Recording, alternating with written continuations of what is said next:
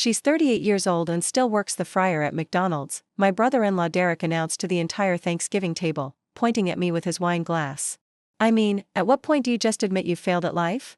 The phone buzzing in my apron pocket wasn't a text from a coworker, it was McDonald's corporate headquarters calling about my franchise empire that had just broken national records.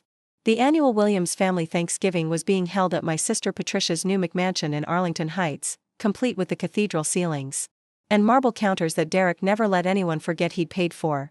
I'd come straight from work, still wearing my McDonald's uniform because I'd been covering a shift for an employee whose kid was sick. The red polo shirt and black slacks had become Derek's favorite target over the past 5 years. Derek, please, my sister said weakly, but she didn't really defend me. She never did anymore. Not since she'd married Mr. Cryptocurrency Day Trader and moved into the house that Bitcoin built. What? I'm just being honest, Derek continued, refilling his glass with wine that cost more than most people's car payments. Look at her.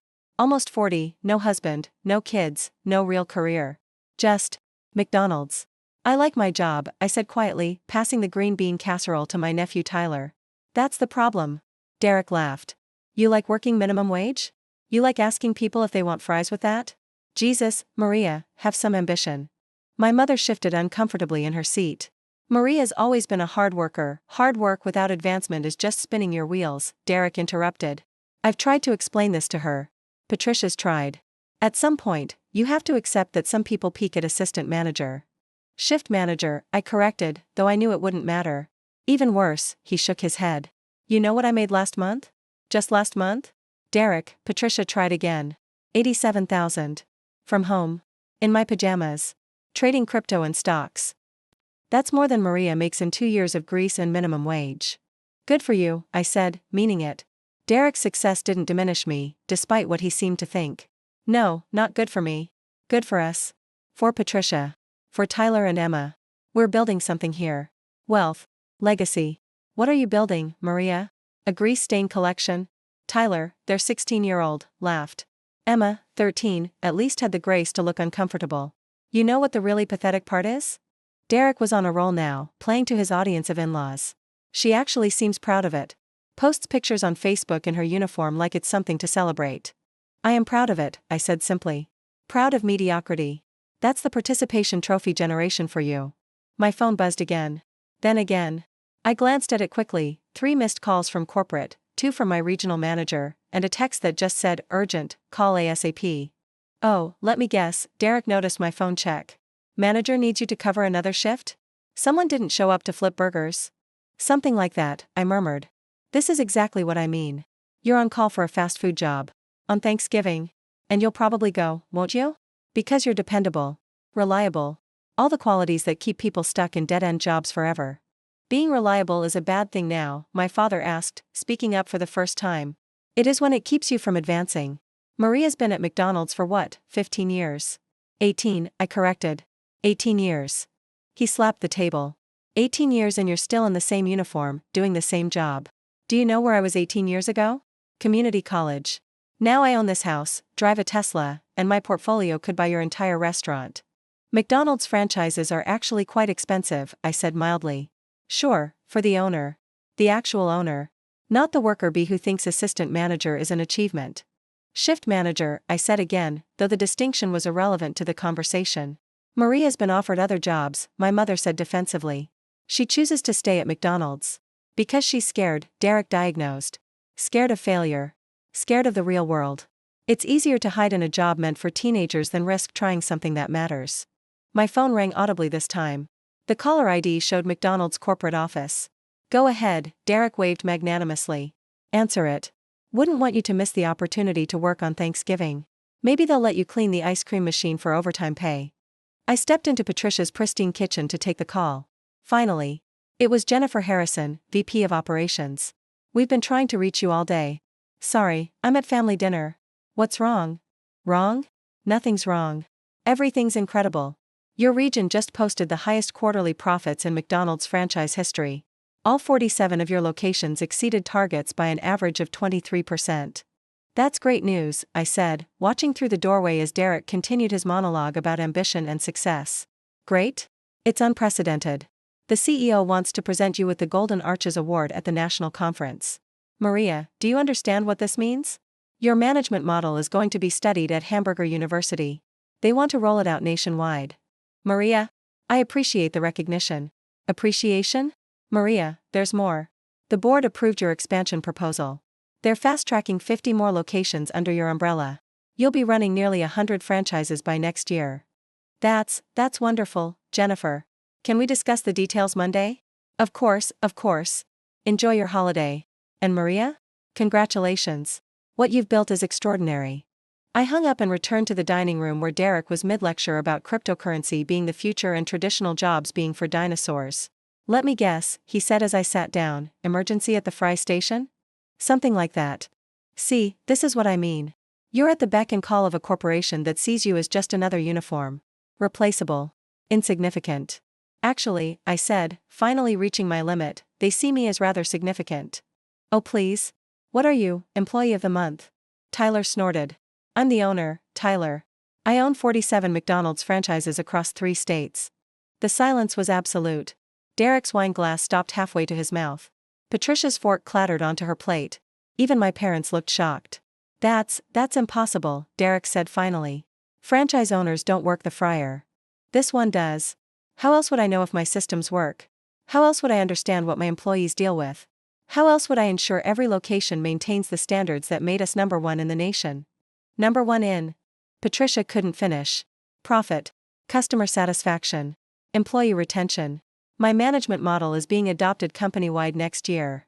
But you wear the uniform, Tyler said, confused. You post pictures of yourself mopping. Because I do mop. I do work the fryer. I cover shifts when people need help. I lead by example, not from an ivory tower. 47 locations, my father said slowly. Maria, that's a significant investment. Yes. Each franchise costs between $1 and $2 million to open. I've been reinvesting profits for 15 years. Derek's face had gone from red to white. You're worth, on paper?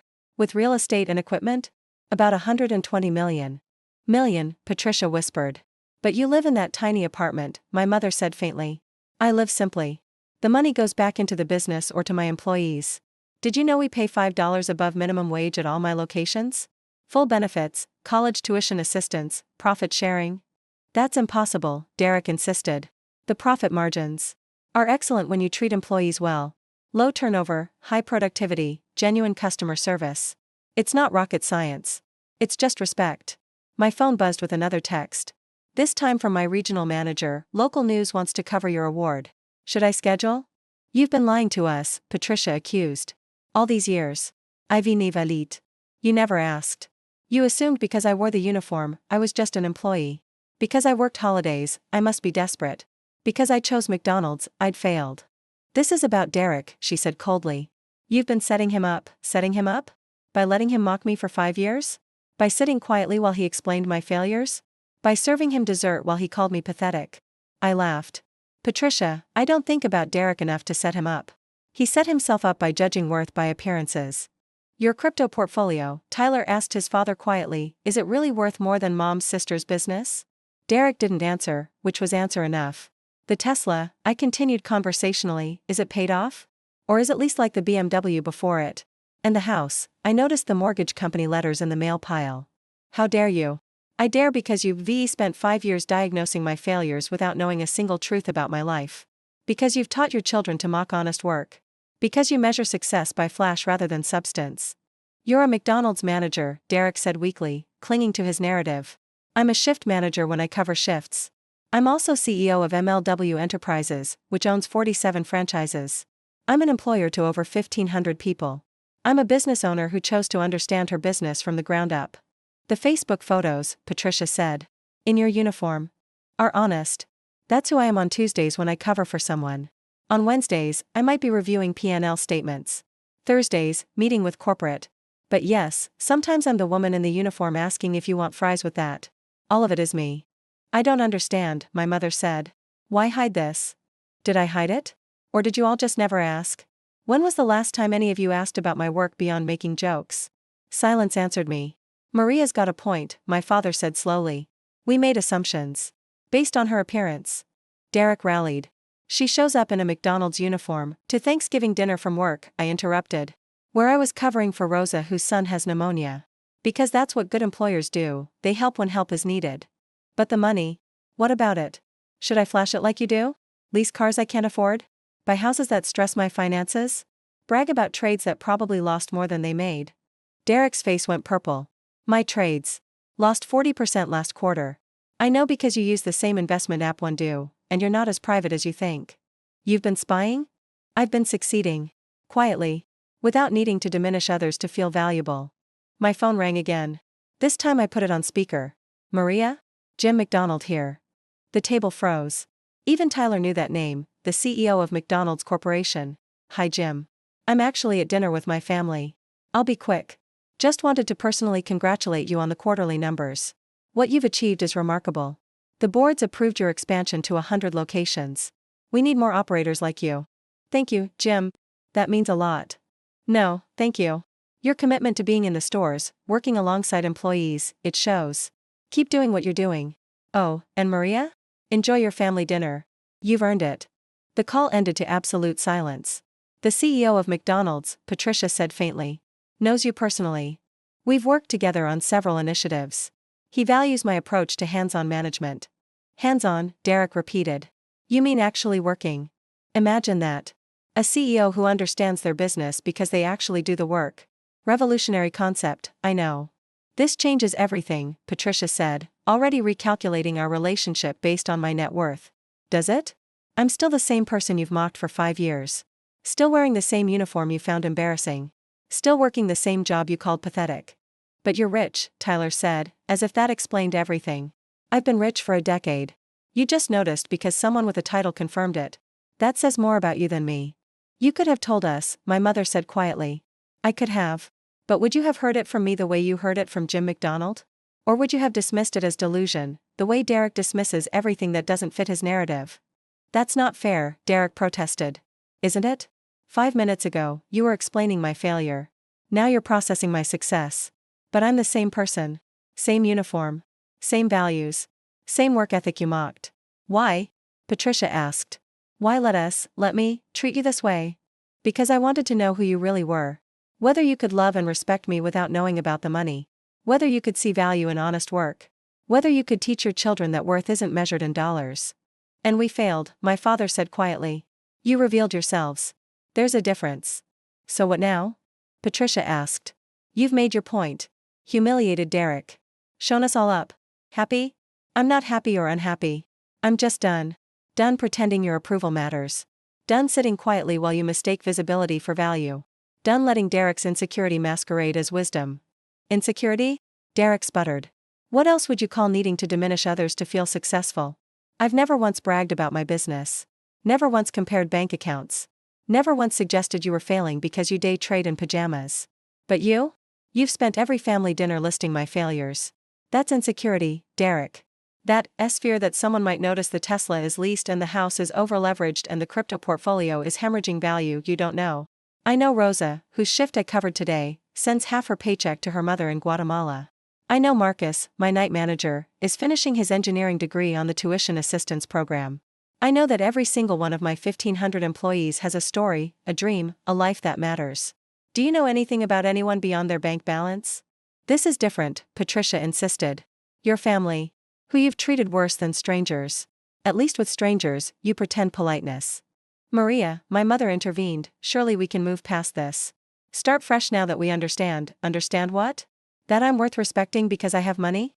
That's exactly the lesson I didn't want to teach. Respect shouldn't require a net worth statement.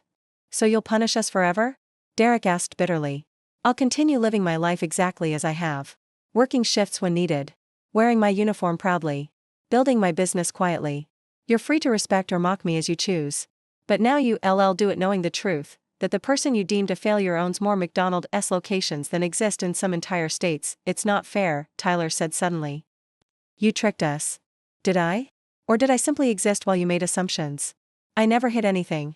I just didn't announce it the way your father announces every crypto win and hides every loss. That's enough. Derek stood. We're leaving. Derek, Patricia protested. No. I won't sit here and be lectured by someone who spent years deceiving us. Sitting quietly while you mock me isn't deception. It's patience. But yes, please leave. In your leased Tesla, to your over-leveraged house, with your underwater portfolio. But remember as you go that the burger flipper you mocked could buy your entire life with a month's profit. You're cruel, Patricia said, gathering their things. I'm honest. Something this family struggles with. We prefer comfortable lies to uncomfortable truths. They left in a flurry of injured pride and muttered accusations.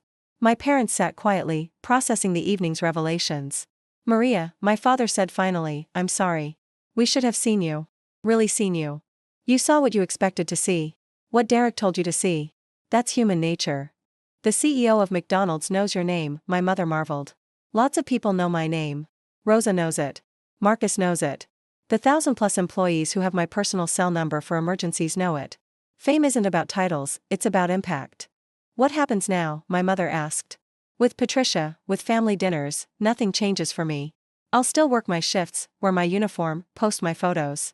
If Patricia wants a relationship, she knows where to find me, behind the counter, serving customers, building an empire one burger at a time. And Derek? Derek will either learn that success isn't about showing off, or he'll lose everything trying to maintain appearances. Either way, it's not my concern. My phone buzzed with another message from corporate, media requests pouring in about your story. How should we respond? I typed back, no media. The work speaks for itself. Because that was the truth Derek never understood. Real success doesn't need announcements. It shows up in the lives you change, the opportunities you create, the dignity you preserve in every interaction. I helped my parents pack up leftovers in Patricia's expensive kitchen, then drove them home in my 10-year-old Honda Civic, the car Derek mocked but which had driven me to every one of my 47 locations, reliable and unpretentious. Tomorrow, I'd be back at work. Maybe corporate meetings, maybe covering a shift, maybe both. The uniform would be the same. The work would be the same. The only difference would be that my family now knew what Derek should have realized years ago: the person serving your fries might just own the restaurant. And judging them for their uniform might just be the most expensive mistake you ever make.